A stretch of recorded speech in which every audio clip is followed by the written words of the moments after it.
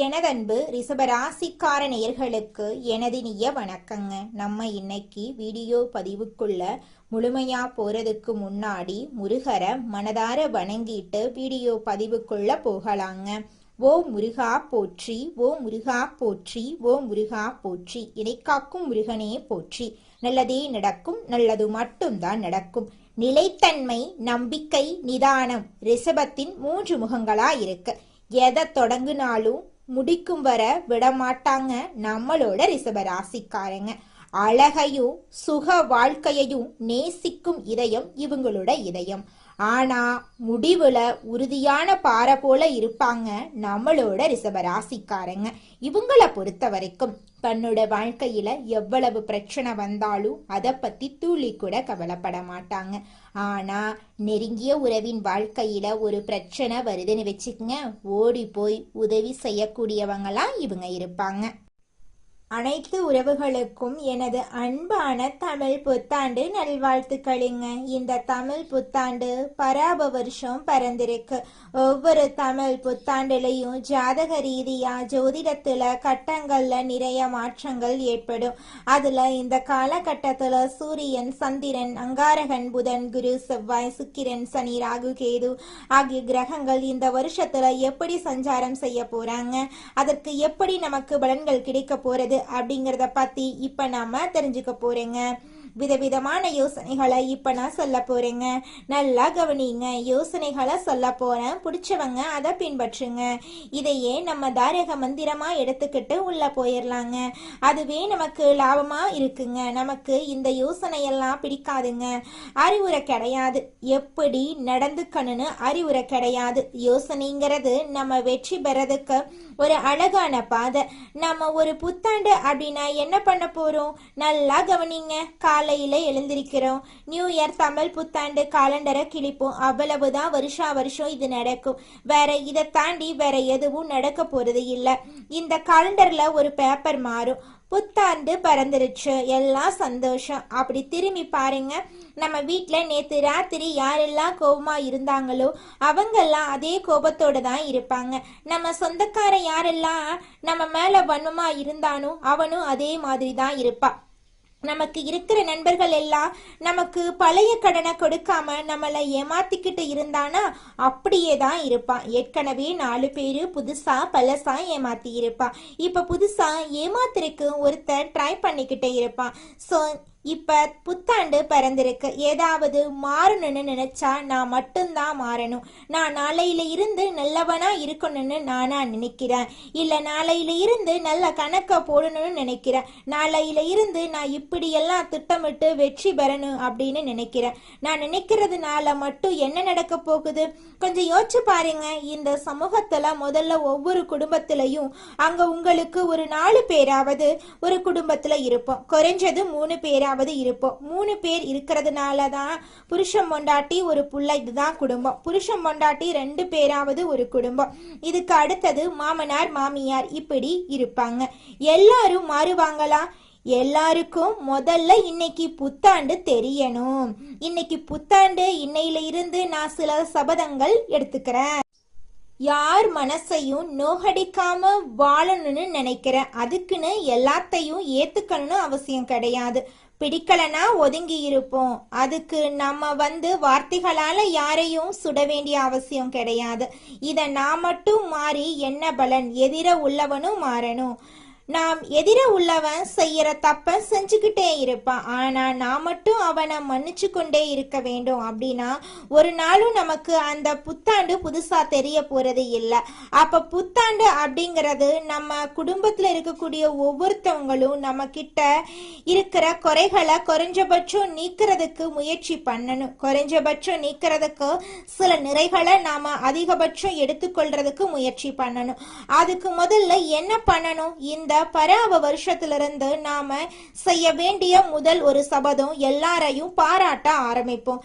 எல்லாரையும் பாராட்ட ஆரம்பிச்சுட்டா அவன் ஏதாவது ஒரு சின்ன நல்லது செய்வான்.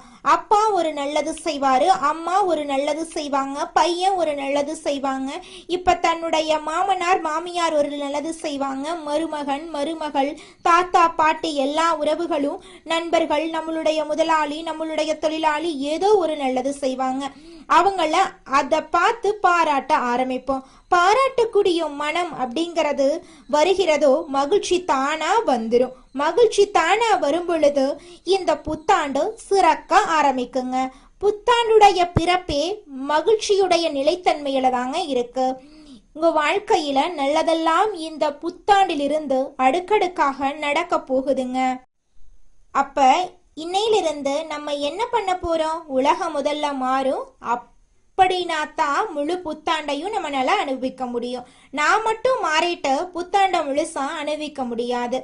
ஆனா நம்ம ஒரு ராசியில பிறந்திருக்கோம். இந்த ராசியில இந்த கிரகங்கள் எல்லாம் இப்படி இருக்கும்போது நாம சில விஷயங்களை ஃபாலோ பண்ணிட்டோம்னா ஓரளவுக்கு மற்றவங்களோட நாம மிங்கிள் ஆக முடியும். அப்ப மிங்கிள் ஆகிறதுனால இந்த வருஷத்தை கடக்க முடியும், வரக்கூடிய பிரச்சனைகளை கடக்க முடியும்.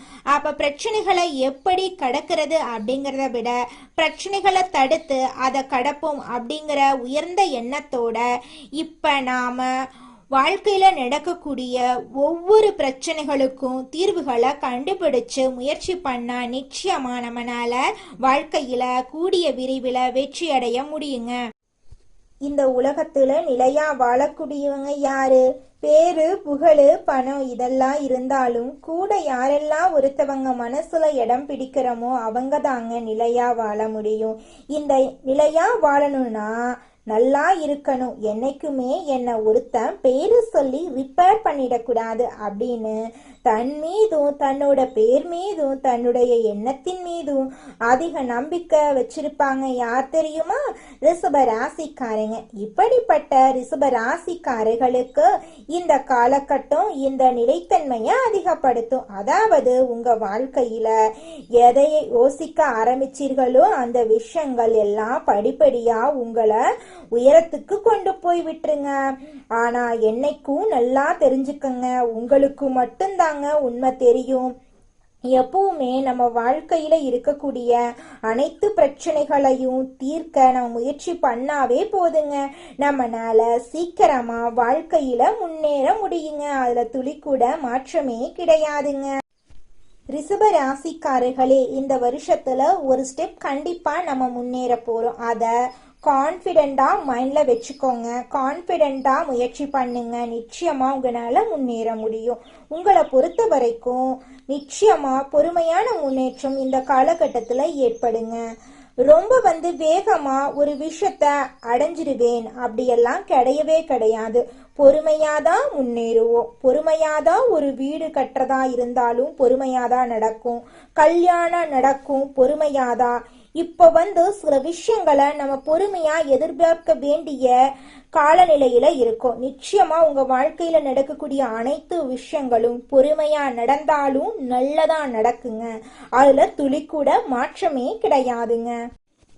ரிஷபம் ராசிக்காரர்களே, நீங்க இந்த வருஷத்தை பொறுத்த வரைக்கும் முழுமையா நம்ம ஹேண்டில் பண்ணும்போது ஒரு திங்கக்கிழமையில ஒரு நல்ல விஷயத்த ஆரம்பிங்க. பௌர்ணமியில ஒரு நல்ல விஷயத்த ஆரம்பிங்க. நல்ல பேச்சுக்களை அன்றைய தினத்துல பேசுங்க. என்னால இந்த செயலை செய்ய முடியாது, என்னால வாழ்க்கையில ஜெயிக்க முடியாது அப்படிங்கிறதோட பழகிறத நிறுத்திக்கோங்க. ரொம்ப சிம்பிள். அதே மாதிரி இந்த காலகட்டத்துல சில விஷயங்களை மறந்து எங்கேயாவது வச்சுட்டோம் அப்படின்னா, ரொம்ப தூரம் வந்துட்டோம்னா அங்க உள்ளவங்களுக்கு போன் அடிச்சு சொல்லுங்க, மறந்துட்டேன் எனக்கு அனுப்பி விட்டுருங்க. கொரியர்லன்னு திரும்பி போய் எடுக்க வேண்டாம். அதுக்குன்னு விலை உயர்ந்த பொருளா இருந்தா திரும்பி போய் எடுத்துட்டு வந்துருங்க. ஆமா, அதாவது விலை மதிப்பு இல்ல, கொஞ்சம் பரவாயில்ல வாங்கிக்கிற மாதிரி இருக்குன்னா இதுக்காக நீங்க டிராவல் ஸ்பெண்ட் பண்ண வேண்டாம். அது அதிர்ஷ்டமான பொருளா இருந்தாலும் அவங்க கிட்ட நம்பிக்கையாளர்களா இருந்தா சொன்னீங்கன்னா திருப்பி அனுப்பிடுவாங்க. இதுக்காக டைம் ஸ்பெண்ட் பண்ண வேண்டான்னு நான் சொல்றேன். அது மாதிரி சில பேரு ரொம்ப கட்டுப்பாடா விரதமெல்லாம் இந்த வருஷத்துல இருக்க வேண்டாம். உடம்ப வருத்திக்காதீங்க. இந்த வருஷத்துல ரொம்ப வருத்திக்க வேண்டாம். பிரெயின் ஆக்டிவா இருக்கிறதுக்கு பிடிச்ச சாப்பாட்டை சாப்பிடுங்க. முடிஞ்ச வரைக்கும் காய்கறிகள் நிறைய சேர்த்திக்கோங்க. பச்சை காய்கறிகள் நிறைய சேர்த்திக்கோங்க. மனசு ரொம்ப திருப்தியா நம்மளுடைய உடம்பும் மைண்டும் பயங்கரமா ஆக்டிவா இருக்கும். உங்களுடைய வாழ்க்கையில நல்லதெல்லாம் அடுக்கடுக்கா நடக்க போகுதுங்க. அதுல துளிக்கூட மாற்றமே கிடையாதுங்க. ரிஷப ராசிக்கார நேயர்களே, நான் சொன்ன மாதிரி திங்கக்கிழமை பௌர்ணமிய மறந்துடாதீங்க.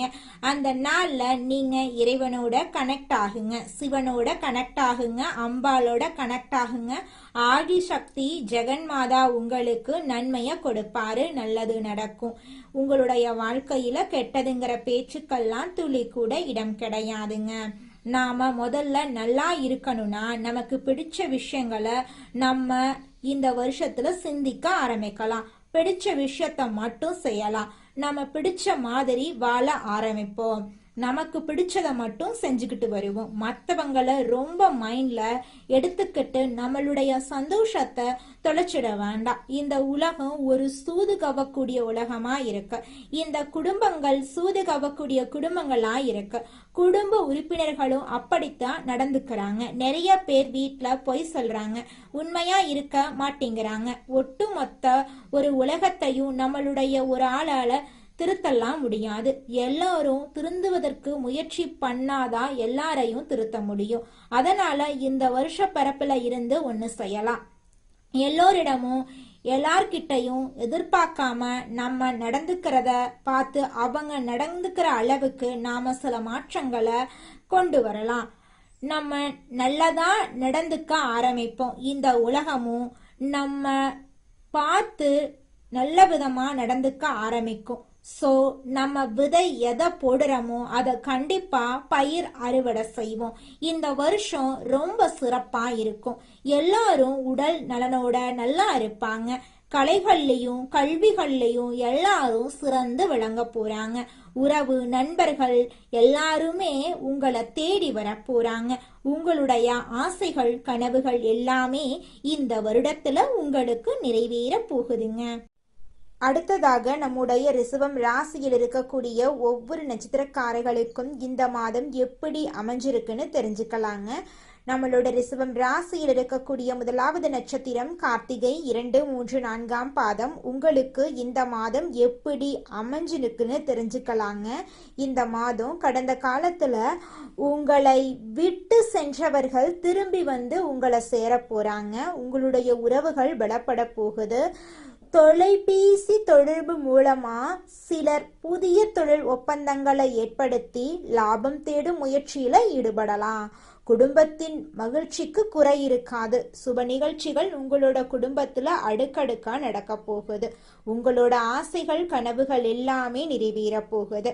உங்களுடைய வாழ்க்கையில தடை தாமதம் அப்படிங்கிற பேச்சுக்கெல்லாம் துளி கூட இடம் கிடையாதுங்க.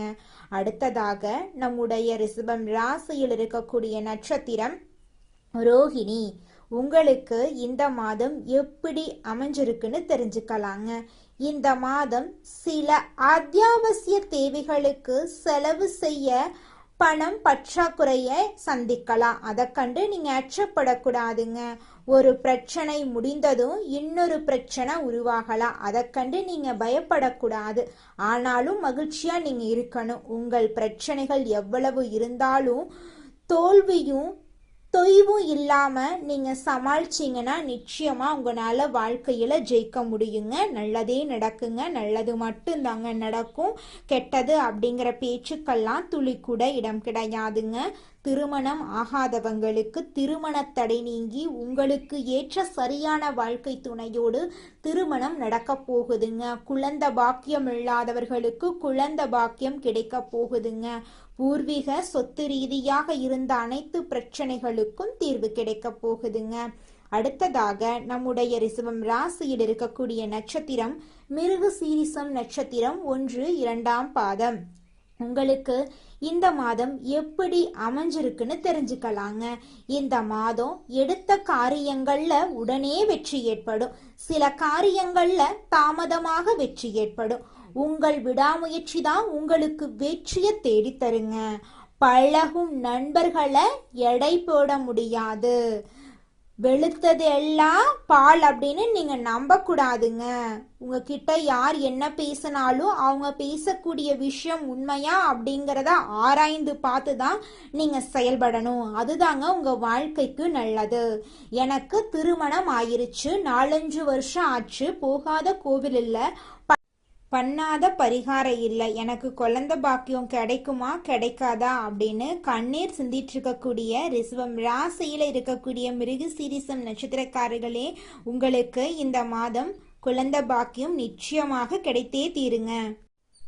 களையாத கல்வி, குறையாத வயது, கவடு வராத நட்பு, கன்றாத வளமை, குன்றாத இளமை, கழுவினி இல்லாத உடல், சடியாத மனம், அன்பகலாத கணவன் மனைவி உறவு, நண்பர்கள். ஏன்னா நான் கொஞ்சம் மாத்தித்தான் இந்த இடத்துல சொல்றேன். எல்லாமே இதுல வரணும்னா அன்பகலாத தவறாத சந்தானம், தாழாத கீர்த்தி, மாறாத வார்த்தை, தடைகள் வராத கொடை, நம்ம கொடுக்கறத கூட இன்னொருத்தன் தடுத்து நிறுத்திடக்கூடாது.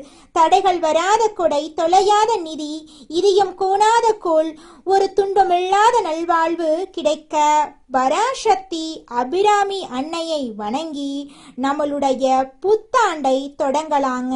நிச்சயமாக நம்மளுக்கு இந்த புத்தாண்டுல நல்லது தாங்க நடக்கும். இந்த புத்தாண்டு சிறப்பாக இருக்கும். மன நம்பிக்கையும் மன தைரியமும் முதல்ல நம்ம விதைக்கலாம்.